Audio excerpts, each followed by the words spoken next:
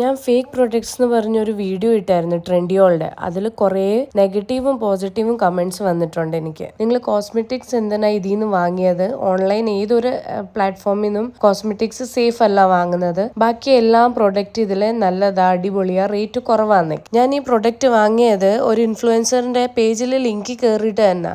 ഞാനൊരു കാര്യം ചോദിക്കട്ടെ, ഈ ഇൻഫ്ലുവൻസേഴ്സ് എന്ന് പറഞ്ഞു നടക്കുന്ന എന്തിനാ? അപ്പം പുള്ളിക്കാരി ഇത് പർച്ചേസ് ചെയ്തിട്ട് ഇത് നല്ലതാന്ന് പറഞ്ഞതുകൊണ്ടാണ്, കുറേ പേരുടെ നല്ല റിവ്യൂ കിട്ടിയിട്ടുണ്ടെന്നൊക്കെ പറഞ്ഞ് വീഡിയോ ഇട്ടതുകൊണ്ടാണ് ഞാനിത് പർച്ചേസ് ചെയ്തത്. എന്നിട്ട് എനിക്ക് കിട്ടിയത് ഇങ്ങനെ. അപ്പോൾ പിന്നെ ഈ ഇൻഫ്ലുവൻസേഴ്സ് പറയുന്നത് ഞങ്ങൾ എങ്ങനെ വിശ്വസിക്കണം? അത് പറ.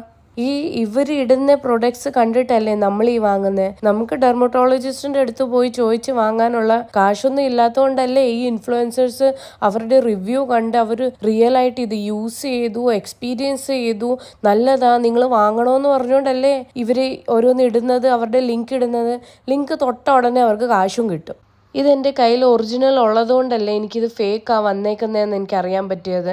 ഞാൻ ഈ ഇൻഫ്ലുവൻസറിനോട് സംസാരിച്ചു. മെസ്സേജ് ഇട്ടപ്പോൾ പുള്ളിക്കാരി എന്നോട് ചോദിക്കുക, നിങ്ങൾ ഈ ട്രെൻഡിയോളിൽ നിന്ന് തന്നെ ആണോ സാധനം വാങ്ങിയത്? എനിക്ക് ഫേക്ക് അല്ലല്ലോ കിട്ടിയെന്ന്.